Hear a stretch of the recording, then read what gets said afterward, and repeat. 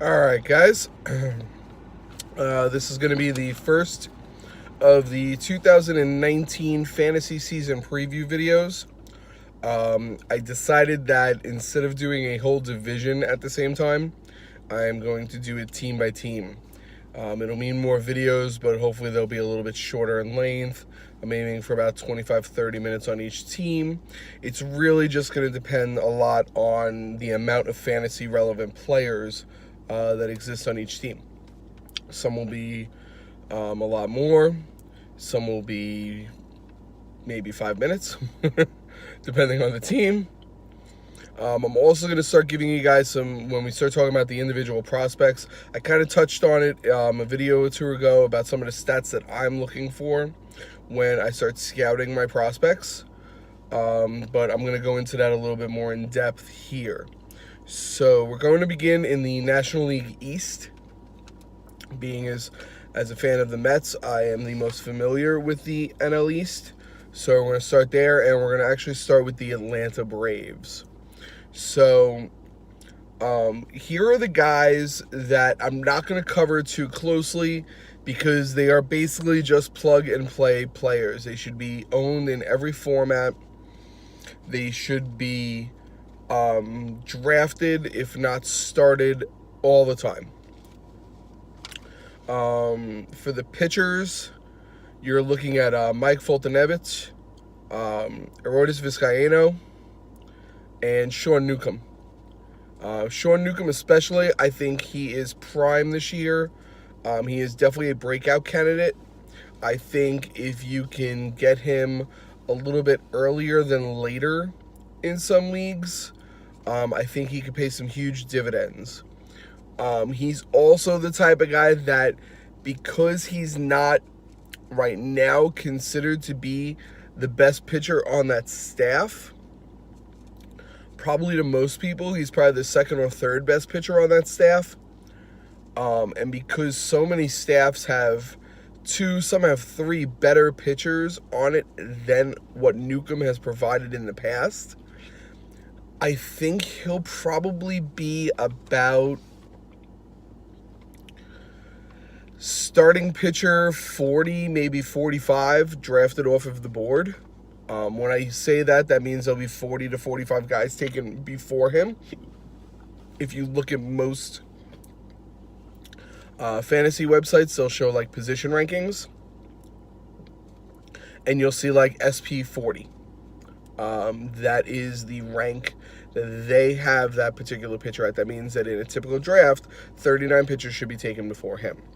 So while I feel that he's a breakout candidate in Sean Newcomb, I also feel he's a really good sleeper target, because I feel that a lot of people are going to either not know about him or wait on him.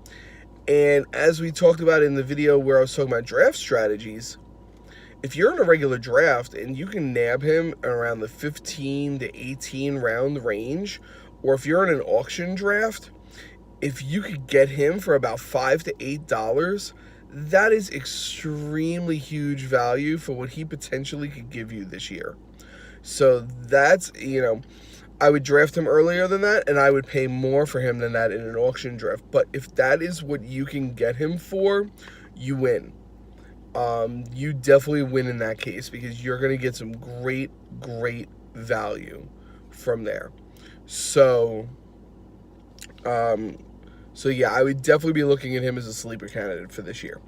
I'm targeting him in a lot of leagues. I'm looking at him as a target in trades. I really am high on Sean Newcomb this year, so I think he's going to have a very good year. For the position play, well, let's stay with the pitchers for a minute. These guys, you should own them in a Dynasty league. Excuse me. You should also own them in a keeper league. You're not necessarily using a keeper on these guys, but they do have value. In a redraft league, these guys, it really depends on how deep your league is. If it's a 10 to 12 person league, they may go undrafted, or they may be like a lower bench player. So that's going to be Colby Allard, who was a very big top prospect for the Braves last year, was called up and he has too many innings pitched to be considered a prospect, so he is not on my prospect report. To be considered a prospect, you have to have less than 50 innings pitched for your career, or for a hitter, less than 130 at-bats. Once you have over that, you are not considered for a Rookie of the Year award. So in fantasy leagues, in most fantasy leagues, your mileage may vary on that depending on your league settings. I play in one league where we do 600 at-bats and 100 innings pitched, or 150 innings pitched, just because it gives you, we don't have as deep of rosters, so it gives you a little bit more time to hold on to your prospects to determine whether or not they're going to be solid or not. But these guys, yeah, Kobe Allard, probably, I mean, now he could be a sleeper candidate because he was a very big top prospect for the Braves. He got called up last year. He pitched enough innings to lose his prospect status. So a lot of people are going to forget about him because while he doesn't appear very high on the depth chart, he's not going to appear on prospect reports. So if they give him a chance, and if they give him the amount of innings and the amount of starts that he might require to put up some stats, he could be someone to target in the later rounds as a very nice sleeper candidate. But you're not wasting a high draft pick on him, and if you're in an auction league, you're not spending a whole ton of money on him. I probably wouldn't spend more than $3 to $5. AJ Minter, who's a middle reliever. He's probably going to be their top setup man, but he can also close. So if you remember in my last video where I was talking about draft techniques, about the purpose of punting saves, where you basically ignore the closer category to focus on all your other categories, and then late rounds in the draft, you just pick up some guys that are good stat head guys, like they get a lot of strikeouts, they have low whip, they have low ERA, and they might get you some saves here and there. AJ Minter is a perfect example of this kind of guy. And he might wind up being the actual closer for the Braves this year. He might take the job from Aroldis Vizcaíno. So he's the type of guy that I would target in the late rounds because he could get 15 saves, he could get 40 saves. It really just depends. So he's definitely a guy I'd be looking at in a redraft league. He definitely has value in a redraft league. And Julio Teheran, who, excuse me again, some people are going to be like, but everyone says he's their ace. He can be. He's just so wildly inconsistent. I'm on one of my sites, he's listed as like starting pitcher 75. So if you're in a 10 to 12 team league and you're starting 4 to 5 starting pitchers, that means you're only drafting 60 starting pitchers before you hit your bench level. So if he's starting pitcher 75, he's going to be on your bench to start the season. Now, does that mean he can't provide great stats and stuff like that? Oh, absolutely he can, but you're not wasting a high draft pick on him, and in an auction league, you're not spending a ton of money on him. So, again, the Atlanta Braves are an interesting team. They have a lot of good position players, but their starting pitching staff is all question marks and all prospects. So they are a very interesting team to keep an eye on this year because of just the simple fact of you don't know what you're going to get out of that pitching staff. And if you don't get a lot out of that pitching staff, they could lose a lot of games like 8-6, 7-5, stuff like that, where they score some runs, but they give up a lot of runs too. So what does bode well in their favor is they have their position players play really good defense. So their pitching will get help. But unproven pitchers, give up a lot of home runs a lot of times, and no good defense is going to help with that. So, you got to be very careful when it comes to selecting unknown pitchers very high in the draft. I view the entire Atlanta Braves starting pitching staff kind of the same. There are a lot of sleeper candidates. Sean Newcomb, absolutely a breakout candidate. So I would definitely keep an eye on him. I would try and have him on your team. But he's probably the only Atlanta Braves pitcher, save for if a couple of the prospects I'm going to talk about here in a little bit, if they make the team out of spring training, I would definitely target a few of them. But as it stands right now, Sean Newcomb's probably the only Braves pitcher that I'm like, okay, I really, really want him on my team. Moving over to the position players, and if you see me looking down, I'm sorry, but I have my notes. So I'm going to be reading off that a lot. For the catching situation, both Tyler Flowers and Brian McCann, I kind of view them as the same. They're going to be in a platoon because Flowers hits right-handed, McCann hits left-handed. They're going to be in a platoon. You're going to see probably, I would say Flowers maybe gets a little bit more time, maybe 100 games to McCann's 60. So Flowers is going to be a little bit more fantasy relevant, especially if he can have a year like he had a couple of years ago, where I think he hit close to 20 home runs, which from the catching position is really good production. So I would definitely try and get, especially if you're in a 2-catcher league, if you're starting 2 catchers every day or every week, Tyler Flowers definitely needs to be in your lineup.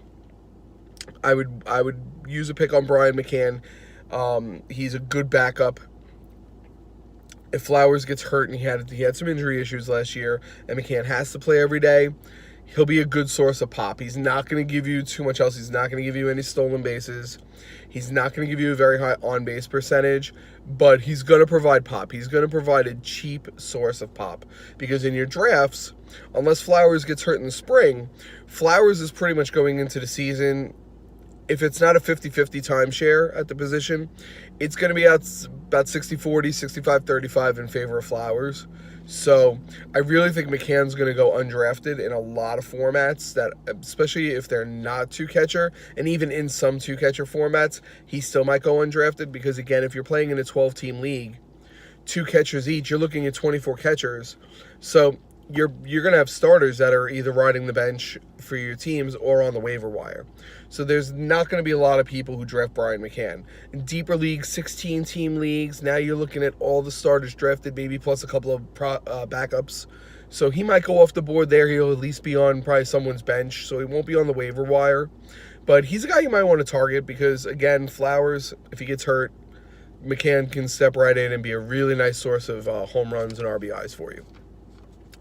Now we go to a couple obvious plug-and-play guys. I don't even have to go much further than just mentioning their names. Ozzie Albies, second base, middle infield. Freddie Freeman, first base, corner infield. Ronald Acuna Jr. in the outfield. Ender Inciarte in the outfield. These guys, those 4 guys, you plug and play them at every single day. They need to be in keeper leagues. If you have them in your keeper leagues, you are using a keeper on the 4 of them. If you don't, then that means you have a phenomenal team. If you're not using a keeper on those 4 guys. Dynasty leagues, obviously, Ozzie Albies and Ronald Acuna Jr. should definitely not be available. They should have been drafted while they were still in the minors. And they're in Inciarte. He doesn't give you a lot of pop, but he's very well-rounded. He gives you a little bit of everything, which is really important in category leagues, where, again, each category is a win. Because he gives you some home runs. He'll give you double-digit home runs. He's going to steal you over 20 bags, which is really important in category leagues. He's going to give you a decent average, probably about 270, 280. He's going to give you an on-base percentage around 330, 340, so that's really good. So he gets on base. He'll get you total bases. He'll score runs. He's got some speed. He's got a little bit of pop. So, and he plays really good defense. So he's going to be in the outfield probably almost every day. So he's a guy you want to have. I may not waste a keeper on him, but he's a guy who I'm definitely going to want. And he's not going to be in the top 20 to 25 outfielders off the board. But for a mid-round outfield pick, you're not going to get a lot worse than Ender Inciarte, not a lot better than Inciarte. He's a really, really just solid, steady Major League Baseball player, and those are the kind of guys you want anchoring you. Once you're done drafting your stars, he's the type of guy that you want to have on your team. So definitely want to look for him. Now guys that you're going to want they have value in Dynasty and Keeper leagues, but their value is going to vary in redraft leagues for various reasons. And I'll start with Josh Donaldson. He was a free agent. He had double heel surgery For those of you who are familiar with the situation going on with the Mets right now with Yoenis Cespedes, where you had to have both heels operated on, Josh Donaldson just came back from this at the end of last year. So the question marks are definitely abound about him, and I'm going to pay very, very close attention to him this year, just for my own selfishness, because I want to see what kind of power and what kind of hitting ability and what kind of mobility he has in the field, because it's going to tell me a lot of maybe what to expect with Yoenis Cespedes for the Mets when he comes back from his surgeries. They signed him to a one-year deal. I believe it was like $23 million, which is a lot of money for a guy coming off of surgery like that, but it's a one-year deal, so the risk is very minimal, because if he doesn't perform, he'll be gone next year. So it's a lottery ticket. It's a dart throw. If he can be what he was with Oakland and in the beginning when he was first traded to Toronto, that'll pay off. That'll pay off nicely for them. Now, because he's a question mark because of his performance, it also makes Johan Camargo a question mark because of playing time. Johan Camargo last year was the everyday third baseman for the Braves. Well, this year it's going to be Donaldson, unless he gets hurt or unless something happens. Donaldson is going to be penciled in every day at third base. You're not going to pay a guy $23 million and let him sit the bench for 80 games. It's not a platoon situation. They are expecting him to be in the lineup 120, 30, maybe 140 games at third base. So that seriously affects Camargo's playing time. Now, Camargo is a very interesting player because he's very young. He's like maybe 23, 24 years old. He showed some really nice pop last year. If he didn't hit 20 home runs, he was really close to it. Nice amount of RBIs. Pretty decent average. I believe he hit like 260, 270. So he's a guy that has value for a couple of different reasons, because if they can get him, if he can show the ability to play other positions. So if he can play third base and spell Donaldson every once in a while, if he can play second base and give Albies a day off here and there, if he can play first base and give Freeman a day off here and there, he can play third base when they play interleague games because Donaldson will probably DH at that point. It's going to get him about probably 350, maybe 400 at-bats for the year. He does have fantasy value at that level. He just probably doesn't have the fantasy value to draft in a redraft league, because there again, if you're in a 12-team league and you have corner infielders as your thing and you're starting 2 or 3 of them, you're looking at 36 corner infielders, but that means both first base and third base. So you're going to find that there's a lot better quality out there in a draft for it. If you're just dealing with just strictly third baseman, it's even less, because you're only going to need 12, maybe 24 drafted, because you're going to want a guy in there and a guy in the backup spot. Maybe you can plug him in a utility here and there. So he's not going to have a ton of opportunity. Now, if Donaldson looks like he's going to perform, and if he looks like he's going to be the Josh Donaldson of old, what you may want to keep an eye on is, will the Braves go out and trade Johan Camargo later in the year? As I said before, the pitching staff is a huge, huge question. So would the Braves in July dangle Johan Camargo out there to maybe a team like San Francisco to try and maybe acquire Madison Bumgarner? Or would they dangle a guy out there, to the Orioles for a pitcher, or the Marlins for a pitcher, or any of these teams that are either rebuilding or just not very good, that could want a good young position player, and they could trade them a veteran pitcher, a good 29, 30, 31-year-old pitcher who's been through wars that could help them if they are in the middle of a playoff push. And that could open up a potential playing time for Camargo in the second half of the year, and that could be really important. So while you may not draft Camargo right away, if he's on your waiver wire, most fantasy sites have the ability to do what's called a watch player, where you'll click on either a little eye or a little flag or something like that, and it'll keep an eye on him. And when you get updates on player news, it'll notify you in your home pages and stuff like that, or you can click on, my watched players or something like that, and it'll tell you news that's going on about these guys. So look for that. Look for the websites that update like trades and trade rumors and all this kind of stuff, because if you hear anything about Camargo, you want to grab him off the waiver wire before anybody else because he may have some really, really good value in the second half of the season. So definitely want to keep an eye on him. The next thing I'm going to go to is Dansby Swanson. Dansby Swanson is a very, very interesting player. He's a shortstop. He was drafted with the number 1 pick by the Arizona Diamondbacks and then was traded to the Braves in the Shelby Miller deal. His first year, he was pretty horrible. Looked really, really overmatched. Last year, he showed signs of turning it around. If he can continue his progression, he is a guy that is going to have some value. I don't know in a redraft league this year if I would be really targeting him. If you're in a keeper league or if you're in a dynasty league, you want him on your roster if you can have him. If you do have him, he's a trade candidate. He's the type of guy that you can trade based on his potential. If you see a team in your league that's rebuilding, if you see a team that, when they post their trade block, you see some superstars and they go, hey, I'm looking to rebuild my team, looking to trade for youth and prospects. He's a guy out there that you could probably get some decent value for in a trade.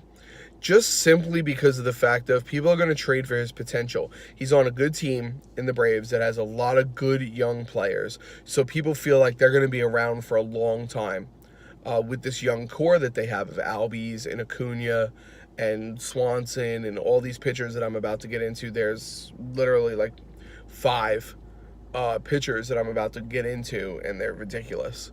So you have a lot of potential there.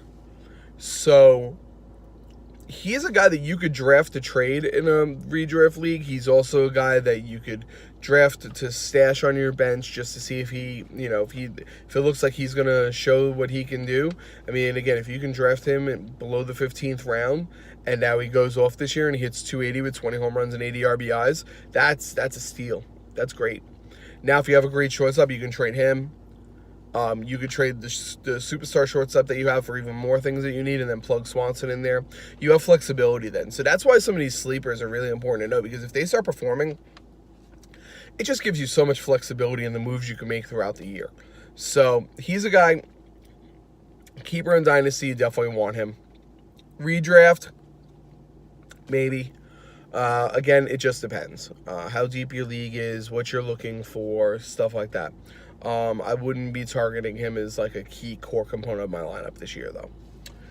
And then the last position player I have before we get into the prospect report is Nick Markakis.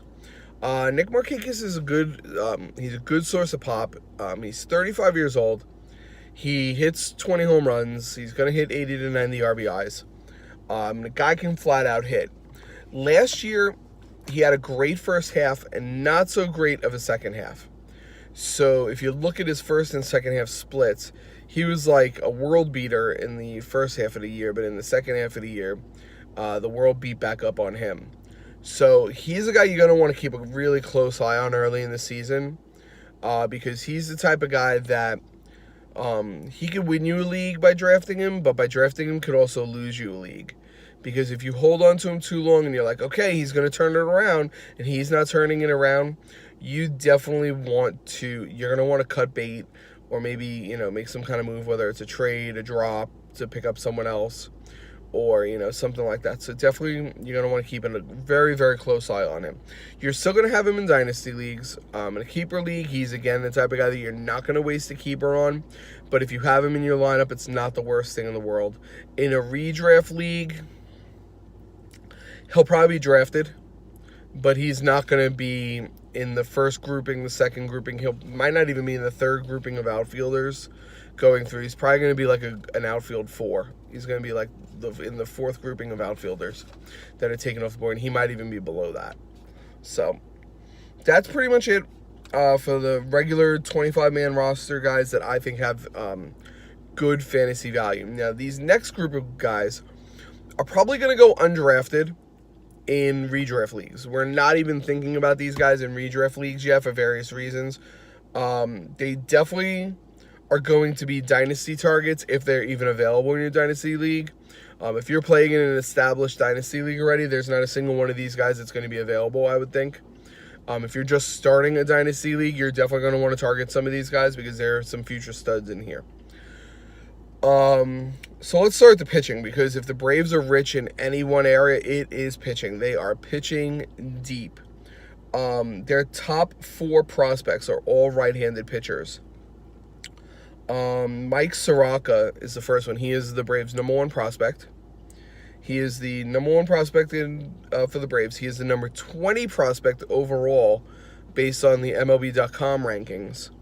And he is the 5th overall best prospect for right-handed pitching. So he's considered to be a stud. He was hurt a little bit last year in 2018, so he didn't have really enough innings pitched to really warrant focusing in on his stats for last year. So I went back and I looked at his 2017 stats. And again, what I'm looking for when I am looking at pitching prospects, I'm looking at how many innings they pitched, and then I compare that to how many strikeouts they have. I want them to have around a strikeout per inning. And I'm okay if they have less than that, but then I want to look at their walks to strikeout ratio. And Mike Soroka in 2017, he pitched 153 innings. He only struck out 125 batters. So that's a little bit less. That's a little under the 1 per inning that I like to see. But he only walked 34 guys. So you're looking at almost a 4-to-1 strikeout to walk ratio. That's really good. That's almost like elite level stuff. So that's why he's ranked so high, because his control is really good.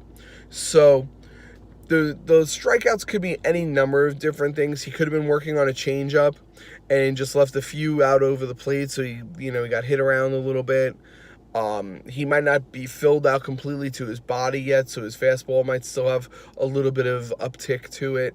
So there's any number of reasons why he doesn't, but there are a lot of effective major league pitchers who don't strike out a lot of guys. So, but I really, really love the strikeout to walk ratio. That is something that is definitely attractive. If you're just starting out in the Dynasty League, when you get the pitching prospects, this guy should be one of the first off the board.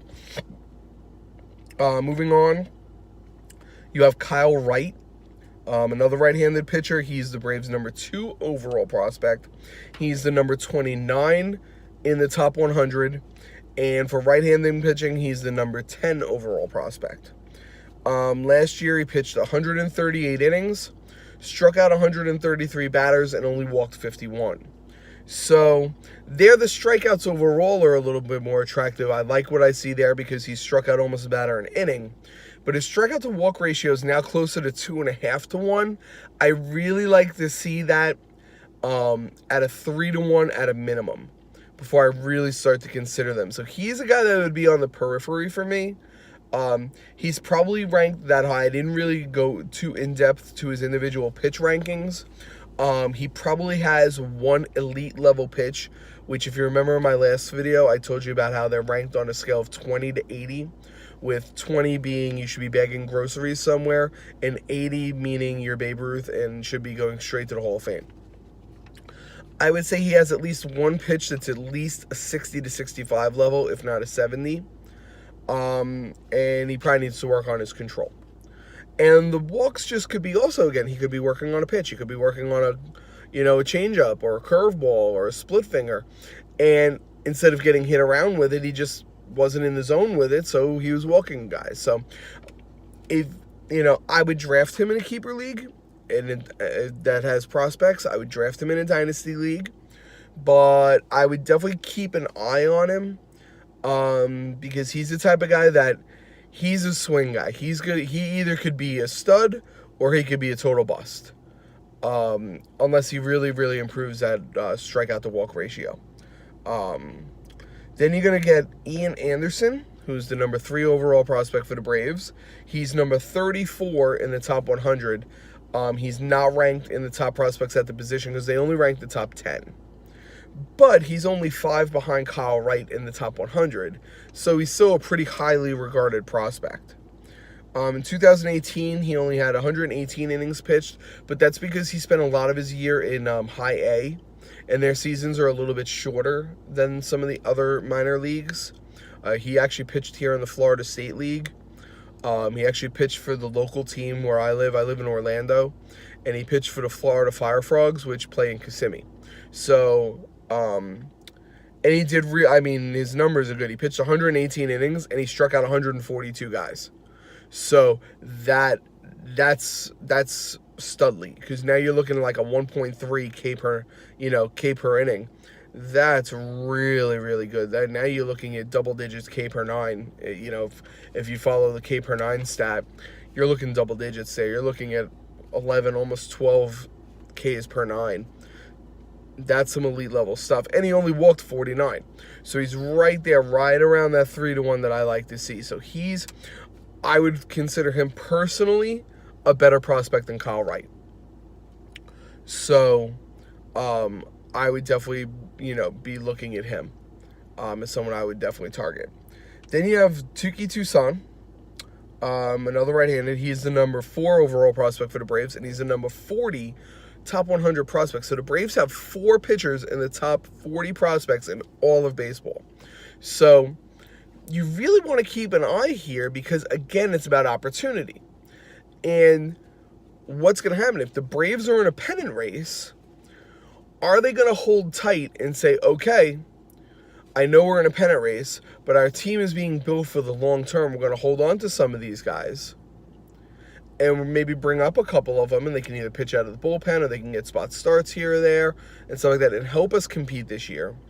Or because they have a Mike Fulton-Awich, because they have a Sean Newcomb, because they have a Julio Teheran, so they already have 3 solid pitchers in their pitching. So if they only need 2 more, because you can only have 5 starters in your starting rotation, they might take 2 or 3 of these pitchers and they might trade them for something they need, whether it's a bat, whether it's an experienced, maybe stud arm, again, like a Madison Bumgarner from the Giants. They might take 2 or 3 of these arms and package them and say, okay, here you go. Now give me what I want and what I need. And then if they're a rebuilding team, they might call those guys up in the second half of the year and get some starts, and now you can accumulate those stats. So a lot of times, especially in redraft leagues, if you see some of these guys are in AAA, or if they're in like a AA situation, because most of your call-ups come from either AA or AAA. Nobody ever gets called up from A-ball to the major leagues. It's usually from AA and AAA. So if you see that some of these prospects that I'm talking about in all these various videos, if you see that they're at AAA, especially if they've been at AAA for a year already and they're starting like their second year at AAA, it might be worth it to you to maybe draft 1 or 2 of these guys at the end of a redraft league, because is that backup number 5 outfielder, Juan Lagares for the Mets, who's going to hit 270 with 8 home runs and 10 stolen bases. Okay, I would rather put one of these guys on my bench than Juan Lagares, because Juan Lagares is going to give me nothing. Okay, but one of these guys could get called up. Let's say Sean Newcomb blows his arm out. Well, they could call up Kyle Wright, and they might let him start. Or they could call up this kid Toussaint, and they could let him start. And now you could, for the price of a 28th, 30th round pick, could have a guy who could start in the majors and give you, for the rest of the season, 12, 13 wins and 150 strikeouts. So those are the moves that win leagues. So don't worry sometimes about that, drafting that 3rd catcher. There'll be guys on the waiver wire. If you draft 2 catchers, don't worry about having a backup. Because if someone gets hurt, there'll always be someone on the waiver wire that you can pick up. Okay? Take a flyer at some of these prospects, because you never know just when they're going to pay off. Most rookies of the year are called up later in the season. You don't get a lot of guys who come out of spring training making the team, because most of the time they're kept down because of the service time issues. So keep an eye on that kind of stuff. So now, again, you have Touki Toussaint, who in his numbers jump off the page, because he pitched 136 innings last year and struck out 163 batters. There's not a team in fantasy baseball who wouldn't say, give me 100, I don't want 163 strikeouts on my team. And I don't care what format you're playing, whether it's category, whether it's rotisserie, whether it's points, whatever. If a guy strikes out 163 batters, he's in your lineup. every day, or for a pitcher every 5th day. You want him in your lineup. So, and he only walked 53. So again, it's right on that 3-1, and he strikes out much more than a batter an inning. So that to me shows quite a lot. And then the last one is Luis Gohara. He's a left-handed pitcher. He's the number 7 overall prospect for the Braves. He is the number 78 in the top 100, and he's number 9 on the left-handed pitching rankings. So he's a good prospect, and he was hurt a little bit in 2018 too, so I went back to his 2017 numbers, and he pitched 123 innings. He struck out 147 and walked 44. So there again, a good above a strikeout an inning, and quite a little bit more than a 3-1 strikeout to walk ratio. So again, definitely those 5 guys should be, if you're in an established Dynasty league and any of those 5 guys are available, you need to grab them as soon as possible, because they need to be owned on every single team in every league. In a keeper league, if you use prospects, they should be owned. And in a redraft league, I would probably want Wright and Toussaint in my roster. Anderson's probably going to start the year Double-A, so he's a very big long shot for a call-up. Gohara, where his numbers are good. I don't remember where he pitched last year. I don't know if he pitched for Gwinnett last year, which is the Braves' Triple-A team. You can look that up. If he did pitch for them last year, if he pitched for them the year before as well, then he could get called up. I would definitely want to maybe stash him. Soraka, he didn't pitch a lot last year because he was hurt, so I believe he was in AAA, but he'll probably stay in AAA for most of the year to make sure he's healthy. And I'd want to make sure that his strikeouts come up a little bit before I really want to take a flyer on him in a redraft league. For position players, there's really only 2 to note. Austin Riley, he's a third baseman. He's the number 5 overall prospect for the Braves. He's the number 43 prospect in the top 100, and he's the number 3 prospect for third baseman. So he's very, very highly regarded. When it comes to hitting and hitters, I look at a couple of different things. I look at their total hits, and then what I do is I add up their doubles, triples, and home runs. And I look to see what percentage of their hits were for extra bases. Then I look at their home runs, and then I look at their average, their on-base percentage, and their OPS, which is, OPS stands for on-base percentage plus slugging percentage. That tells you how often they're getting on base and how hard, how much they hit for power, their power potential. I want to see a good 30 to 40% at least of hits going for extra bases. I don't care so much about the amount of home runs, because depending on what level they're playing at, some of these kids are going to be 18 years old and they haven't filled out their bodies yet. But if I see that they have a high percentage of extra base hits, a lot of times those doubles, once they put on some weight and some muscle and some strength, those home runs, those doubles that are in the gap, all of a sudden start going over the wall, and they become home runs. So I don't worry so much if the guy's and there's one right here. You have Christian Pash. We'll get back to Austin Riley in a second, but just to hammer home my point about this, you have Christian Pash, outfielder. He played in Single-A last year, also played for the Fire Frogs here in Kissimmee. He had 132 hits on the year, 38 of them for extra base hits. So that's just about a third of his hits were for extra bases, 30%. Only 9 of them were home runs. But that means 29 hits of his were for doubles or triples. So if he fills out a little bit, gets a little bigger, gets a little stronger, there's a very good chance that half of those doubles now become home runs. Now you're looking at a guy who could hit 20 home runs in the major leagues. So, and that's good. Okay, but going back to Austin Riley, he had 120 hits. 52 of them were for extra bases. That's what I want to see. That is Studley. Okay, you're looking at 40% of his hits going for extra bases. That's what you want in a prospect. Now, doubling back to what I was saying before about Johan Camargo. If Josh Donaldson can be the player that they think that he can be. If he goes back to being the Oakland A's Josh Donaldson, the Toronto Blue Jays Josh Donaldson, they're going to trade Camargo because Camargo is primarily a third baseman. Well, they got this kid sitting in the minors waiting for an opportunity. So if Donaldson's only going to be there maybe a year or two, that's perfect. That gives this kid Riley a chance now to grow a little bit more and get ready, and then they can bring him up. So if you're going to make any kind of a trade for things you need, Camargo is the obvious choice. So there again, now he holds extra value for me, even though he's not going to have playing time, because depending on where he gets traded, he could be very valuable for me in the second half of the year. So I definitely want him.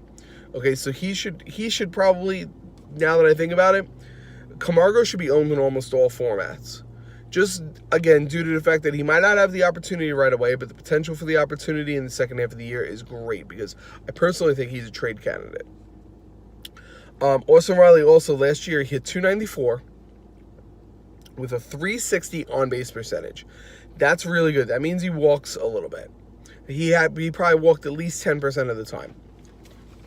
I don't really get into the whole, oh, they strike out so much and all that kind of stuff, because nowadays with the new hitting styles and the new hitting theories that all these teams are implementing, it's all about getting lift on the ball. It's all about hitting it in the air so that way you can, in line drives, so you can hit it over the shifts that are being played and stuff like that. Guys are going to strike out more. As long as they're not striking out 40-50% of the time, it's not bad. I want to see that they're walking about 10%. And if he has almost a 60-point differential between his average and his on-base percentage, he's walking probably about 10% at a time if I look. I'm sure of it. And then his OPS is 882. Anything over 800 to 850 is a really, really good player. So he's a top prospect. I mean, there's no doubt. He's in the top 50. He's in the third position for his positional rankings, and it's for a good reason. So he's definitely a guy who in all dynasty formats should be owned. He's a guy in keeper formats who should be owned. Now in redraft I might not, because if the Braves don't trade Camargo, he's a guy without a position. So he's not going to get called up this year. Because you have Donaldson, you have Camargo, it would take 2 injuries for him to get called up. So if Donaldson gets hurt and Camargo gets hurt, I would be going straight to the waiver wire to try and pick him up, because he'll probably get called up. But other than that, he probably should be pretty much ignored in redraft leagues this year. But if it's any kind of a keeper where you have any kind of a prospect system or dynasty leagues, he has to be on a team somewhere. If he's not on a team, you go grab him now. Stop this video and go grab him now. Just finishing out on Christian Posh. He had 9 home runs last year, which isn't bad. Again, he also played in the Florida State League, which is a notorious pitchers league.